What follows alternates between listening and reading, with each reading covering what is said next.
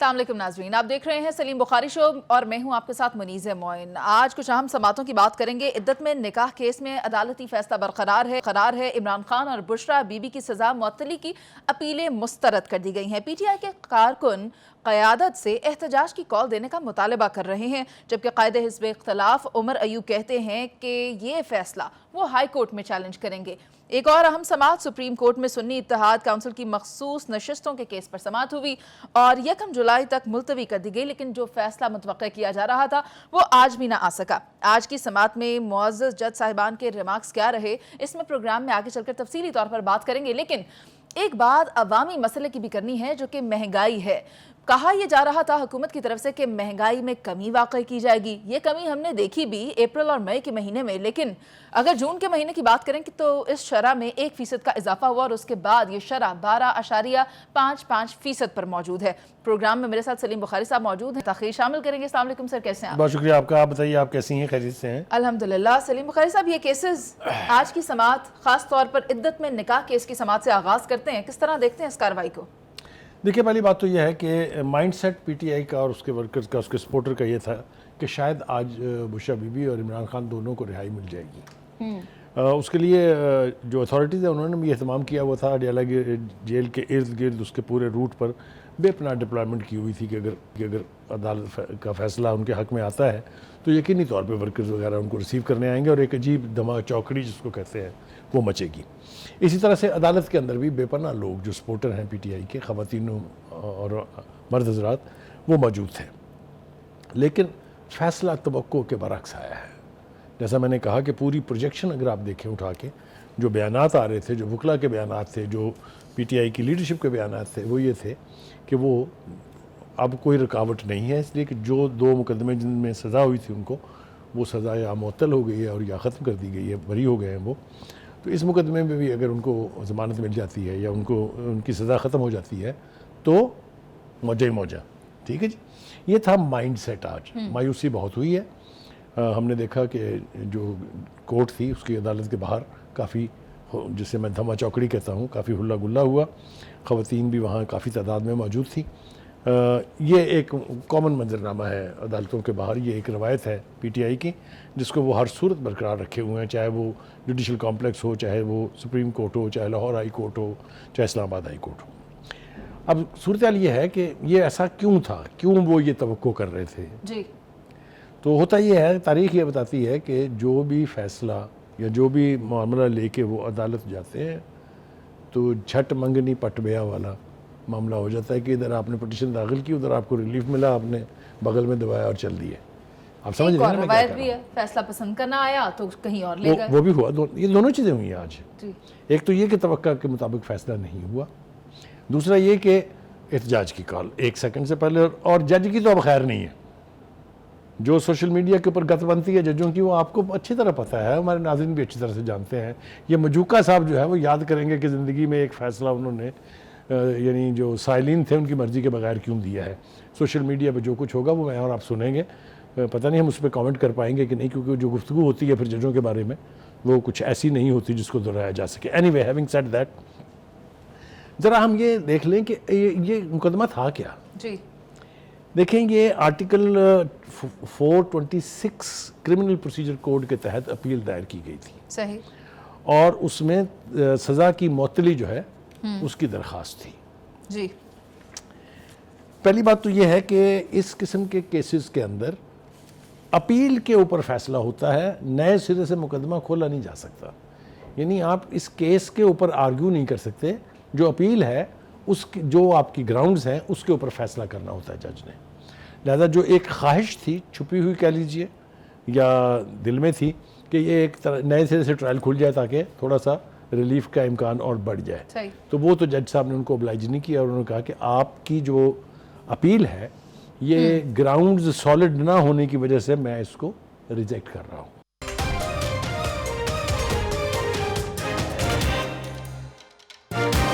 इस किस्म की अपील में 2 चीज़ें मद्देनज़र रखनी होती हैं, ये ज़रा तवज्जो से सुनिएगा, नाज़रीन भी इसको समझ लें। एक तो ये है कि अगर मुकदमे में सज़ा ज़्यादा हुई हो, यानी 3 साल से अगर ज़्यादा है, तो ज़मानत मिलना या उसको मुअत्तल करना आसान नहीं होता। दूसरी सूरत में अगर मुजरिम ने काफ़ी हिस्सा सज़ा का काट लिया हुआ है तो तब भी गुंजाइश निकल आती है, यानी ये ग्राउंड्स बन जाती हैं कि उनको रिलीफ दे दिया जाए। ये दोनों ही सूरतें नहीं हुई हैं, 7-7 साल की सज़ा है और अभी उन्होंने बमुश्किल साल भी नहीं काटी है। सही। तो इसलिए भी उनको ये रिलीफ जो है ये मिलता हुआ दिखाई नहीं दिया। थोड़ा और पीछे चलते हैं। देखिए इब्तिदा इसकी ये हुई थी कि एक मोहम्मद हनीफ नामी शख्स थे, उन्होंने डिस्ट्रिक्ट एंड सेशन जज से रब्ता किया एक पिटीशन के ज़रिए और या एक दरख्वास्त के ज़रिए, और उनसे कहा कि देखिए नवंबर 2017 में तलाक हुई थी बुशरा बीबी को, और बानी पीटीआई ने 1 जनवरी 2018 को उनसे निकाह कर लिया, जो कि शरीयत और इस्लामी कवानीन के बरअक्स है, ख़िलाफ़ है। तो उस वक्त कोर्ट ने ये कह के ये दरख्वास्त जो है मुस्तरद कर दी थी कि ये हमारी जुरिस्डिक्शन में नहीं आता, सही, यानी ये हमारा जो दायरा इख्तियार है उसमें नहीं आता है। उसके बाद फिर काफ़ी सारा अरसा गुजर जाने के बाद अचानक मानिका साहब जो है उनकी भी गैरत जागी और उन्होंने कहा कि मेरे साथ तो बड़ा हाथ हो गया है।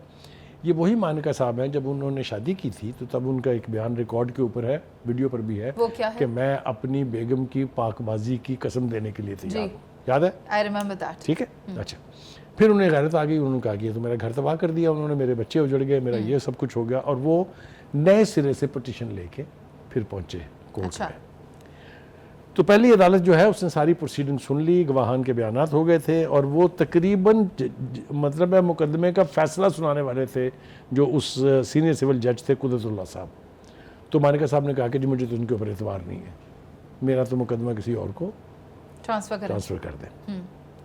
उसके खिलाफ भी एक अपील की थी पीटीआई ने जो मंजूर नहीं हुई थी, और इस एक दूसरे जज को ये मुकदमा भेज दिया गया था जो मजूका साहब हैं जिन्होंने अब इस केस का फैसला दिया है जी। ठीक है जी। तो कहने का मतलब ये है कि ये बहुत सारी कोशिशें इसमें हो चुकी हैं, चूँकि वो सज़ा याफ्ता मुजरिम है, लिहाजा अब वो जाएंगे अपील में, जिसका इजहार उमर अयूब साहब ने कर दिया है। फौरी तौर पर प्रेस कॉन्फ्रेंस की और काफ़ी गुस्सीली का प्रेस कॉन्फ्रेंस थी, उन्होंने कहा हम इसको इस्लामाबाद हाई कोर्ट में ले जाएंगे, और जैसा मैंने कहा इस्लामाबाद हाई कोर्ट की रेपुटेशन ये है कि मामला वहाँ गया नहीं तो रिलीफ होथों मिले नहीं। You see what I mean? क्योंकि जिन जजों ने खतूत लिखे थे उनका हवाला अगर आपको दूँ मैं, तो उन्होंने भी पै दर पै पीटीआई के हवाले से और पीटीआई की लीडरशिप के हवाले से जो मुकदमात थे उनमें उनकी ज़मानतें भी ली, उन मुकदमात को खारिज भी किया, उनमें से उनको बरी भी किया, और एक रवायत बन गई कि आप एक मुकदमे में ज़मानत के लिए जाएं तो दर्जनों मुकदमों में आपकी ज़मानत हो जाती है, जिसकी कोर्ट के प्रेसिडेंट्स में कहीं कोई मिसाल नहीं है। एनीवे, हैविंग सेड दैट, अब आगे जनाब इसके ऊपर होगा क्या, पीटीआई के पास ऑप्शंस क्या है। एक तो उन्होंने ऐलान कर दिया कि हम इसके खिलाफ अपील करेंगे, दूसरा उन्होंने कहा कि इसके खिलाफ हम प्रोटेस्ट करेंगे। आज प्रोटेस्ट हुआ भी। अब वो कुछ लोग आज जो हैं वो जेल में मिले हैं खान साहब से, और वहाँ से नई हदायत उन्हें मिली होंगी, जिसके तहत अब मेरा ख्याल ये है कि इसको काफ़ी उछाला जाएगा। सर, ये मैसिव लेवल पर एक बार फिर से प्रोटेस्ट करने की गलती कर सकते हैं? देखिए, ये गलती वो बार बार करेंगे। उसकी दो वजूहात हैं। पहली वजह उसकी ये है कि वो डिनाइल मोड में है कि ना वो इलेक्शन मानते हैं, ना वो पार्लियामेंट मानते हैं, ना वो फैसलों को मानते हैं, ना वो डायलॉग करेंगे, ना वो डायलॉग को मानते ही नहीं है। वो कहते हैं चोरों डाकुओं से तो मैं डायलॉग नहीं करूँगा। तो ये जो डिनाइल मोड है, इसने सूरत हाल को और ज़्यादा गंभीर बना दिया हुआ है, क्योंकि रास्ता नहीं निकल रहा ना कोई। आपको जो थोड़ा बहुत रिलीफ मिल रहा है वो अदालतों से मिल रहा है, और अदालतों से मिलने वाला रिलीफ आपको पार्लियामेंट के अंदर कोई एडवांटेज नहीं देता। सियासतदानों के साथ बातचीत करने से ना ही ये फैसले रोकते हैं, ना ही ये उसमें रुकावट बन सकते हैं। सही। आपने अगर सियासी जमात के तौर पर, एक सियासी लीडर के तौर पर रिलीफ लेना है तो बातचीत आपको सियासतदानों से और सियासी प्लेटफॉर्म पर करनी पड़ेगी, इसमें कोई दो राय नहीं। सही। सलीम बुखारी साहब, जहां आप प्रोटेस्ट की बात कर रहे हैं वहां हमें इस बात पर भी बात कर लेनी चाहिए कि खैबर पख्तूनख्वा हुकूमत ने 9 मई के वाक़यात के लिए जुडिशल कमीशन के क़याम का फैसला किया है। देखिए, गुजारिश ये है, ये इस पर हम काफ़ी दफ़ा पहले गुफ्तगू कर चुके हैं, आज इसको सम अप कर देते हैं। ठीक है। देखिए, जुडिशल कमीशन वहाँ बनाया जाता है जहाँ लैक ऑफ एविडेंस हो, जहाँ शवाहद मौजूद ना हो, जहाँ गवाहान ना हो, उस मामले में, ताकि प्रोब किया जाए कि असल बात क्या थी। जो प्रेमिसेस है, चाहे उन लोगों का जो मिलिट्री कोर्ट में ट्रायल फेस कर रहे हैं या अदालतों में जो मुकदमा चल रहे हैं, कि भाई इनकी मौके की वीडियोस मौजूद हैं, इनकी तकारीर मौजूद हैं, इनके प्लानर्स के पीछे जो इंस्ट्रक्शंस जारी की थी वो मौजूद हैं। Geofencing इन्होंने है। जो कुछ जियो फेंसिंग के ज़रिए जिन लोगों को पकड़ा गया उनके खिलाफ सॉलिड एविडेंस मौजूद है। सोशल मीडिया पर Videos जो जो ये ऐलान करते रहे, जीएच के ऊपर कब्जा हो गया, कोर कमांडर के घर पे कब्जा हो गया, पेशावर रेडियो पाकिस्तान की बिल्डिंग जला दी, ये सब चीज़ें पीटीआई के प्लेटफॉर्म और सोशल मीडिया हैंडलर के ज़रिए रिकॉर्ड पर मौजूद हैं। इसलिए गवर्नमेंट इसलिए रिलक्टेंट है कि जुडिशल कमीशन वहाँ बनता है जहाँ एविडेंस ना हो। पीटीआई का ख्याल ये है कि जुडिशल कमीशन बनेगा, फिर कोई ना कोई जज उनकी रेस्क्यू के लिए आएगा। सही। एक कमीशन बनाया था हुकूमत ने, आपको अच्छी तरह याद होना चाहिए, जस्टिस तज़ादुर जिलानी साहब जो है, जो कि चीफ जस्टिस रह चुके हुए हैं, लेकिन उसे मुस्तरद कर दिया था जनाब पीटीआई और पीटीआई की लीडरशिप ने, जिसके बाद उन्होंने खुद अपना नाम विड्रॉ कर लिया था, याद है ना आपको। लिहाजा वो चाहते ही हैं कि मुकदमा भी हमारी मर्जी का हो, जज भी हमारी मर्जी का हो, फैसला भी हमारी मर्जी का हो। अब ये कैसे हो सकता है या कैसे होगा सॉरी, ये मेरे इल्म में नहीं है, लेकिन ख्वाहिश उनकी यही है। दूसरी तरफ हम देखते हैं कि हर एक चीज़ को लेके किसी, चाहे वो कुछ भी है, एक अदद अपील्स, उससे सीनियर कोर्ट, दूसरी अपील उससे सीनियर कोर्ट, और तीसरी अपील अल्टीमेटली सुप्रीम कोर्ट में चली जाती है। बल्ले के निशान को वापस लेने के लिए, तहरीक इंसाफ का बल्ले का निशान लेने के लिए उन्होंने सुप्रीम कोर्ट में एक अदद पिटीशन ठोक दी है जी। क्या बनेगा उसका, उसके बारे में सुप्रीम कोर्ट क्या यानी फैसला देगी, ये तो अभी देखने के बाद पता चलेगा। दूसरी तरफ ये कि जो आपने जुडिशल कमीशन की बात की, उसमें उसके हवाले से मैं एक बात और करना चाहता हूँ, वो ये है कि देखिए जुडिशरी के पास पहले ही जजेस की कमी और बेपनाह केसेस की पेंडेंसी है। हमें तो जजों ने ही बताया था कि 50 लाख केस सारी अदालतों में पेंडिंग है जी।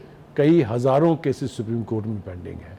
आपको ये भी पता होगा कि ये भी बताया गया था कि जो बड़े बड़े बिजनेसमैन हैं उनके खिलाफ जो केसेस हैं वो 2700 अरब रुपए के केसेस हैं जो सुप्रीम कोर्ट को भी फैसला करने हैं। अब अगर आप हर एक चीज़ लेके चल पड़ेंगे सुप्रीम कोर्ट की तरफ, ये अब दोबारा बल्ले का निशान अब पीछे रह गया है, इसलिए कि इलेक्शन हो गए जी। अब बल्ले का निशान अब कौन से इलेक्शन के लिए मांग रहे हैं, अगले के लिए तो वेट कर लेना 4 साल। अभी सीटों वाला केस भी चल रहा है। मैंने कहा ना कि हर एक चीज़ को लेके आप अदालत में पहुंचे हुए हैं। आपका ख्याल ये है कि आपको अदालतें रिलीफ देंगी, ये होने जा रहा है कि नहीं होने जा रहा है, ये तो आने वाला वक्त बताएगा। यही केस कुछ मुमासलत रखता है सुन्नी इत्तेहाद काउंसिल की मखसूस नशिस्तों वाले उसके ऊपर केस बात से।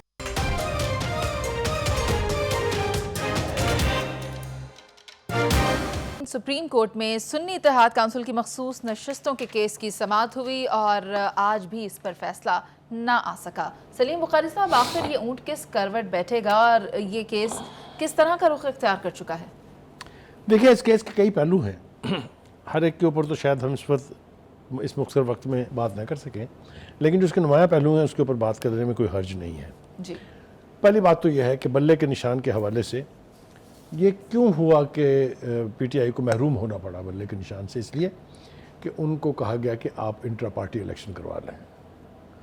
इंट्रा पार्टी इलेक्शन के लिए उन्होंने बाकायदा, उनका पार्टी का अपना एक आइन है, अपना एक मैनिफेस्टो है जिसमें तरीक़ाकार वज़े है। जब आप उस तरीक़ाकार के मुताबिक इलेक्शन नहीं कराएंगे तो इलेक्शन कमीशन उसको नहीं मानेगा। आपने एक दफ़ा कराया, उन्होंने नहीं माना, आपने 2 दफ़ा कराए, उन्होंने नहीं माने। और इससे पहले की तारीख हम यहाँ बता चुके हैं कि जब कुछ कई लोगों ने, जस्टिस वजूद्दीन अहमद ने या तस्नीम नूरानी ने करवाने चाहे ढंग के इलेक्शन, तो वो चीफ महात्मा खान ने नहीं माने। तो एक अजीबोगरीब किस्म की चेकर्ड हिस्ट्री है इंट्रा पार्टी इलेक्शंस की। सही। तो चूंकि आपने नहीं कराए थे, लिहाजा इलेक्शन कमीशन ने कहा कि हम तो आपको पार्टी नहीं मानते हैं और आपको ना पार्टी का वो निशान मिलेगा। तो दिस इज़ हाउ बल्ला वाज लॉस्ट। ठीक हो गया? अच्छा जी। फिर आपने कहा कि जी हम तो आज़ाद इलेक्शन लड़ेंगे, आपने आज़ाद इलेक्शन लड़ा। फिर अब ये उनके सामने सवाल था कि आपकी पार्टी की हैसियत इस्टेब्लिश तब होगी, क्योंकि आप सारों ने आज़ाद इलेक्शन लड़ा है, जब आप किसी पार्टी के प्लेटफॉर्म पर जमा हो जाएंगे, जब किसी पार्टी में जम हो जाएंगे। पहले आपने इंतखाब किया वो मुतहदा मजलिस, वो जो अल्लामा नासिर, हाँ नासिर, यस, जो अल्लामा नासिर अब्बास साहब की है। फिर आपने कहा नहीं, एक नया एक बीच में से खड़ा गया, नजरियाती एक बन गई, फिर एक बल्लेबाज का निशान लेके आ गए साहब, मुस्लिम लीग ज़िया का भी नाम आ रहा था। ठीक है। तो ये सारे नामों में फिर आपने अल्टीमेटली इंतखाब किया किसका? सुन्नी इत्तेहाद काउंसिल का। अब जब सुन्नी इत्तेहाद काउंसिल में जम हो जाते हैं तो उसका अपना स्टेटस क्या है, इसके ऊपर किसी ने गौर ही नहीं किया उस वक्त। उसका अपना स्टेटस ये था कि उस पार्टी ने इलेक्शन नहीं लड़ा। उनके एक साहब हैं जो उसके हेड थे अपने हामिद रज़ा साहब, उन्होंने भी इलेक्शन जो है आज़ाद उम्मीदवार के तौर पे पीटीआई के प्लेटफॉर्म से लड़ा। जब आप ये कर रहे हैं तो फिर आपने लिस्ट भी जमा नहीं कराई जो मखसूस नशिस्तों के लिए ख़वातीन और अक़लियतों की होती है जी। फिर आपके पार्टी के मैनिफेस्टो में अक़लियतों के लिए वैसे ही गुंजाइश नहीं, वो मेंबर ही नहीं बन सकते आपकी पार्टी के, तो आपको सीटें कैसे मिलेंगी जी। तो ये है वो बैकग्राउंड जिसके नतीजे में अल्टीमेटली ये अदालती मरहला शुरू हुआ और ये चल सो चल है। आजकल जो हो रहा है वहाँ पर हमने शुरू में देखा जो लाइव पहले पेशियाँ हुई कि ये शायद ऊंट किसी करवट बैठने वाला है और अगली पेशी में शायद फैसला हो जाएगा। लग रहा था कि फैसला आ जाएगा जब ये 27 तारीख पे मुलतवी हुआ। इब्तिदा में थोड़ा बहुत इख्तलाफ था जजेस की ऑब्जर्वेशन में, उनके रिमार्क्स में। अतर मिनल्ला साहब कुछ कह रहे थे, आयशा साहिबा कुछ कह रही थी, लेकिन अब ये मुझे जो है बढ़ता हुआ दिखाई देता है। जो आज की प्रोसीडिंग्स थी, अब ये लड़ाई वकला की और क्लाइंट्स की नहीं रह गई है, अब ये लगता है लड़ाई जजेस की बन गई है आपस में, क्योंकि क्वेश्चंस क्रॉस क्वेश्चंस फिर क्रॉस क्वेश्चंस हो रहे हैं। यानी धड़ेबाजी है। मतलब है धड़ेबाजी कहना तो शायद बहुत जस्टिफाई नहीं होगा, लेकिन इसमें शदीद इख्तलाफात ज़रूर हैं। जजेस जो हैं वो बादियों नज़र में कुछ किसी की फेवर करते दिखाई देते हैं, कुछ किसी की फेवर करते दिखाई देते हैं। आज हमने जो आर्गूमेंट सुना, जो अटॉर्नी जनरल है, काफ़ी जानदार आर्गूमेंट था उनको, लेकिन वो भी जजेस के क्रॉस क्वेश्चंस का शिकार हुए। बार बार वो कहते रहे कि खुदा के लिए मुझे बात तो मुकम्मल कर लेने दीजिए जी। तो मुझे यूँ लगता है जैसे ये केस जो है इसका फ़ैसला शायद अगली पेशी पर भी ना हो। चीफ जस्टिस साहब काफ़ी यानी जल्दी में तो खैर मैं नहीं कहूँगा दिखाई देते हैं, लेकिन वो चाहते हैं कि ये ऊँट किसी करवट बैठ जाए जी। वो जो आपका सवाल था बुनियादी तौर पे। लेकिन जो आर्गूमेंट इस वक्त हो रहा है, जो हमने इलेक्शन कमीशन के वकील को मखदूम साहब जो है उनको सुना है, जो हमने अटॉर्नी जनरल को सुना है, जो उससे पहले हमने फैसल सिद्दीकी साहब को सुना, जो हमने सलमान अकरम राजा को सुना, तो बज़ाहिर तो केस आईनी एतबार से अगर आप देखें तो आपको उसकी सिमत एक आप अंदाज़ा लगा सकते हैं कि किस सिमत को जाएगा। इलेक्शन कमीशन का डिलेमा ये है, वो आइन के मुताबिक इंतखाबात करवाए, वो इलेक्शन एक्ट के मुताबिक इंतखाबात करवाए, ये सब कुछ चैलेंज हो रहा है अब अदालतों में। सही। और अदालतें भी उसके ऊपर काफ़ी डिफ़िकल्ट सवाल जो है वो पूछ रही हैं। जो इलेक्शन कमीशन का या हुकूमत का या अटॉर्नी जनरल का मौक़िफ़ है वो ये है कि आप कॉन्स्टिट्यूशन रीराइट नहीं कर सकते, या कोई भी अगर कोशिश करे कि कॉन्स्टिट्यूशन को रीराइट करे, ये पार्लियामेंट का काम है। चीफ जस्टिस साहब वाशगाफ लफ्ज़ों में ये कह चुके हैं सही। कि हमारा काम आइन को देखना है, हमारा ना किसी सियासी पार्टी के इंटरेस्ट को देखना है, ना हमने आइन को रीराइट करना है, ये पार्लियामेंट का काम है। ये वाज़े तौर पे वो कह चुके हैं। लेकिन जैसा मैंने कहा कि आज की प्रोसीडिंग जो है ये मुझे किसी और ही सिमत जाती दिखाई इलेक्शन देती है। कमीशन के लिए सवालात काफ़ी मुश्किल सामने रखे गए हैं सलीम बुखारी साहब। एब्सोल्युटली, इसलिए कि वो वाहिद इंस्टीट्यूशन है जो पूरे मुल्क में इलेक्शन को सुपरवाइज कर रहा था। सही। तो जितने भी मुश्किल सवालात हो जवाब तो उन्होंने नहीं देने हैं। ठीक। दूसरी बात यह है कि जो बहुत सारी चीज़ें ऐसी हैं जिसका एतराज़ उस वक्त नहीं उठाया गया जब इलेक्शन का प्रोसेस शुरू था। एग्जैक्टली, इलेक्शन से पहले। इलेक्शन से पहले जो काम किए जाने चाहिए थे उस तरफ किसी की तवज्जो नहीं गई। अब वो सवाल जो है वो तंग इसलिए कर रहे हैं कि इसके बगैर कोई चारा मुमकिन नहीं है। इसी बीच में हमने ये बात गश्त भी सुनी है कि जनाब अच्छा चलें वो फिर से इसको सबको मिटाएं, फिर से गिनती शुरू करें, यानी री इलेक्शन करा लें। ये बात भी हुई है ना, आपने देखा है कि ये बात भी हो रही है। सलीम बुखारी साहब, ये जो 13 रुकनी बेंच है, तो फिर जहां आप की बात करें आपस में नजर आ रहे हैं जजेस के बीच में, तो ये फैसला 6-7 से भी आ सकता है। देखें 6-7 से भी फैसला आएगा तो फैसला है। एक भी जज अगर ज़्यादा है तो फैसला है, वो तो इम्प्लीमेंट होगा हर सूरत में। ये बात मैं आपका सवाल, इसके अंदर छुपा हुआ सवाल मैं समझ गया हूँ। आप कहना ये चाह रही हैं कि अगर ये तसादुम तो नहीं है, अगर ये इख्तलाफ जारी रहता है तो इसका फ़ैसला किस तरह से आएगा। जो भी फ़ैसला आएगा, बल्कि मैं यूँ कहूँ अगर आपको कि ये जो पटिशन है ये अगर मुस्तरद की जाती है, नहीं मानी जाती है, तो फ़ैसला बहुत टाइट आएगा, क्योंकि बड़ी ओपन वॉइसेस हम सुन रहे हैं। जस्टिस मंसूर अली शाह, जस्टिस अतर मिनल्ला, जस्टिस मंदोखेल साहब, जस्टिस मुनीब अख्तर साहब, जस्टिस आयशा साहिबा, तो काफ़ी मतलब है ये एक पेज पर तो होने का सवाल ही पैदा नहीं होता। तो जब अदालत के जजेस जो हैं वो आपस में क्रॉस टॉक और क्रॉस आर्गूमेंट में लग जाएं तो केस का फैसला बस जो भी अल्लाह खैर करे कानून के मुताबिक होना चाहिए, जी। बाकी तो सब ठीक है। सर एक सवाल जस्टिस जमाल मंदोखेल की तरफ से किया गया और वो ये कहते हैं कि आप कोई एक कानून की शिक ऐसी दिखाएं कि इलेक्शन कमीशन ने उन्हें किस तरह आज़ाद डिक्लेयर किया। मैं इस वक्त उनकी बात कर रही हूँ जो 6 PTI की तरफ से बाकायदा तौर पर इलेक्शन में हिस्सा ले रहे थे, आज़ाद कैसे डिक्लेयर कर दिया उनको? देखिए गुजारिश ये है, आज़ाद उन्होंने इलेक्शन ही आज़ाद लड़ा है, इसलिए कि उनके पास बल्ला तो था नहीं, उन्होंने बल्ले के ऊपर तो नहीं लड़ा है इलेक्शन।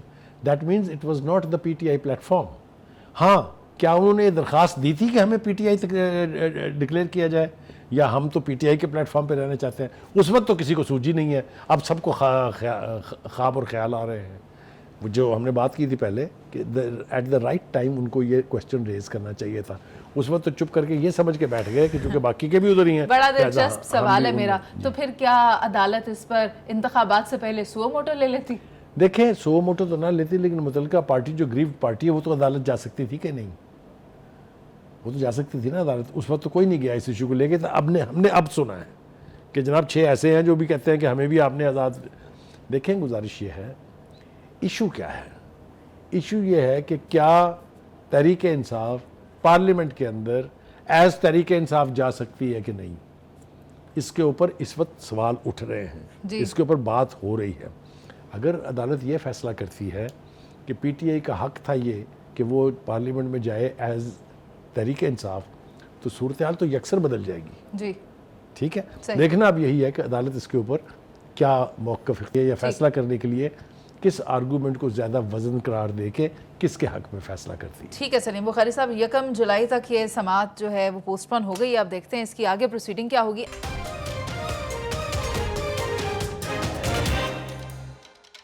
हुकूमत की तरफ से दावे किए जा रहे थे कि अवाम को रिलीफ फराहम किया जाएगा, लेकिन सलीम बुखारी साहब आप मुझे ये बताएं कि एक तरफ हम देख रहे हैं कि पेट्रोल डीजल की कीमतों में इजाफे का कहा जा रहा है, और अगर मैं गुज़िश्ता माह से कंपेयर करूं इस माह को, तो महंगाई की शरह में 1% का इजाफा रिकॉर्ड किया गया है।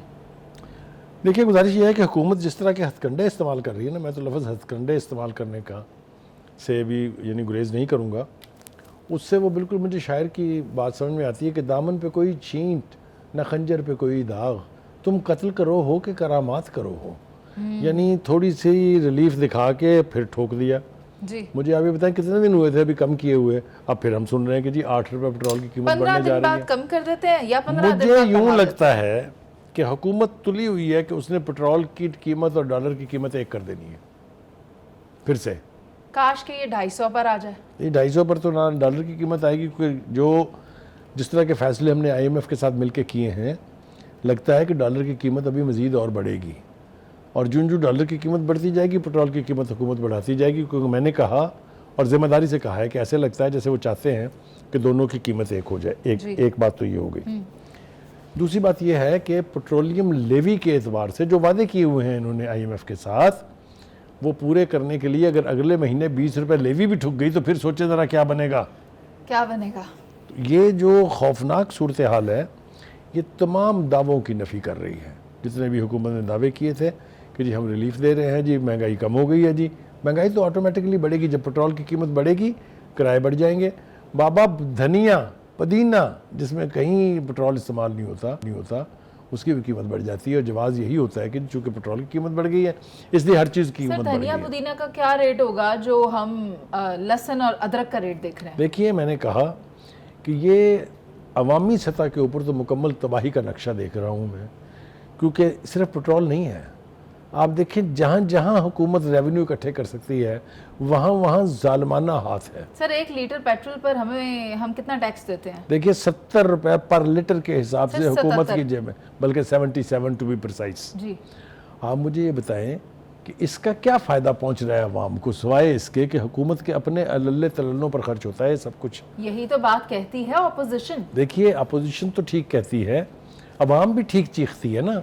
अपोजिशन कहे या ना कहे, चीखें तो अवाम की निकलती हैं, और उसकी चीखें निकालने के लिए एक के बाद दूसरा इकदाम जो है वो हुकूमत तैयार रहती है। सर बिजली आए ना आए चीखें निकलती हैं, गैस आए ना आए चीखें निकलती हैं। देखिए, गैस की सूरत हाल ये है कि एक तरफ आपने बैन लगा रखा था इसलिए कि आपके पास गैस कम थी जी, और आप जो नेशनल रिक्वायरमेंट है वो पूरी नहीं कर पा रहे थे और गैस महंगी हो रही थी, गैस की लोड शेडिंग हो रही थी जी। ऊपर से आपने 4 लाख नए कनेक्शन जो है वो सैंक्शन कर दिए कि जी आप और दे दें। ये तो मुझे समझ ही नहीं आई कि ये कौन सी मंतक के तहत ये फैसला देखिए किया गया है। हुकूमत माल इकट्ठा करने पर जब तुल जाए ना तो फिर मंतक बेमानी हो जाती है। यानी मीटर लगेंगे पर गैस नहीं आएगी। हाँ, गैस आवे या ना आवे बिल भी आएंगे। बिल भी आएंगे। और ऐसा बिजली के साथ भी होता है, लोग चिल्ला रहे हैं। फिर ये हवाई बिल है। ये हवाई बिल है, ये बिल्कुल ठीक आपने इस्तेलाह इस्तेमाल की है। हुकूमत को इसकी तरफ तवज्जो देनी चाहिए। अभी इसको छोड़ दें, अभी एक बिजली के सार्फिन के ऊपर जो 1000 रुपये फिक्स टैक्स लगना है उसके बारे में मेरे साथ थोड़ा सा अगर आप इजाज़त देंगी तो अनलाइटन कर दें लोगों को जी सर। कि उसकी स्लैब्स क्या है। नेपरा के मुताबिक महाना 301 से 400 यूनिट इस्तेमाल करने पर 200 रुपये महाना, 401 से 500 के ऊपर 400 रुपये, 501 से 600 के ऊपर 600 रुपये, 601 से 700 तक 800 रुपये और उसके ऊपर जितने भी होंगे 700 से ऊपर उसके ऊपर 1000। और खुदा के वास्ते रहम खाएं भाई। सलीम बुखारी साहब, ये चीज़ भी लोगों को बतानी बहुत ज़रूरी है कि हमारे बिल में मुख्तलिफ इकसाम के टैक्स लग कर आते हैं जिसमें कि फिक्स टैक्स की मद में ये वाला टैक्स अब इजाफी लगने जा रहा है। अरे इसको छोड़ दें आप, ये तो जुल्म हो ही रहा है। अभी सांस भी नहीं लिया था कि अभी 3 रुपये 41 पैसे फ़ी यूनिट इजाफे के लिए वो जो फ्यूल एडजस्टमेंट चार्जेस होते हैं 1 महीने के लिए और ठुकने वाली है। मुझे समझ में नहीं आती ये कौन सी उल्टी छुरी है जिसके साथ ये अवाम के खाल उतारना चाह रहे हो। खुदा के वास्ते आप वोट लेके गए वहाँ, आपका काम अवाम को रिलीफ देना था, आपका काम अवाम का खून निचोड़ के उनकी गर्दनें मरोड़ के पैसे इकट्ठे करना नहीं है।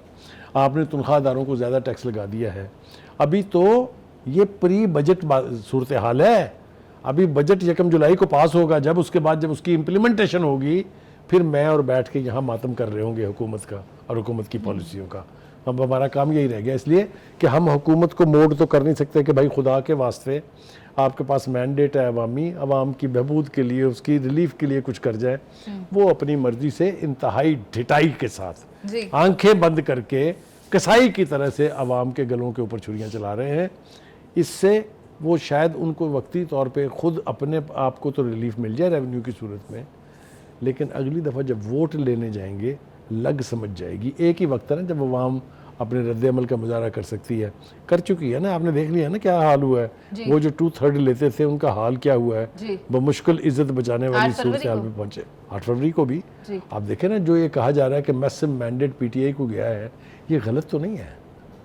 चलिए यही बता दें कि खैबर पख्तूनख्वा में इनकी हुकूमत है, वहाँ पर क्या कर लिया। देखिए अब सूरत हाल ये है कि ये सवाल आपका बिल्कुल बहुत वैलिड सवाल है कि जनाब वहाँ तो आप पिछले 13 साल से और बिजली अब तक नहीं आ रही। बिजली ना सिर्फ ये कि बिजली आ नहीं रही है, अगर आ रही है तो उसका कोई बिल नहीं दे रहा है।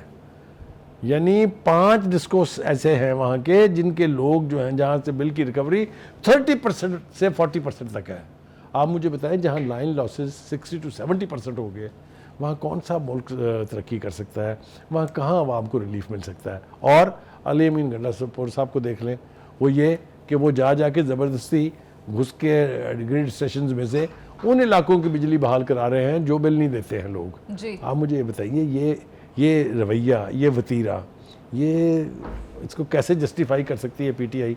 मेरे इल्म से तो बाहर है। लेकिन जैसा आपने कहा बिल्कुल ठीक है कि वहाँ वो इतने अरसे से बैठे हुए हैं, तसलसल के साथ हुकूमत कर रहे हैं। वहाँ के अवाम की भी चीखें उसी तरह निकल रही हैं जैसे निकल रही हैं, बलूचिस्तान की निकल रही हैं या सिंध की निकल रही है। ये तो प्री बजट बहस है सलीम बुखारी साहब जो हम कर रहे हैं, और अभी ये जो सूरत हाल हमने डिस्कस किया इसमें तो लगता है कि आवाम के लिए आगे मुश्किलात ही मुश्किलात हैं। प्रोग्राम का वक्त ख़त्म हो गया, आपसे इजाज़त चाहेंगे और अगले हफ्ते आपसे दोबारा मुलाकात होगी। अभी के लिए इजाज़त, अल्लाह ने के बान।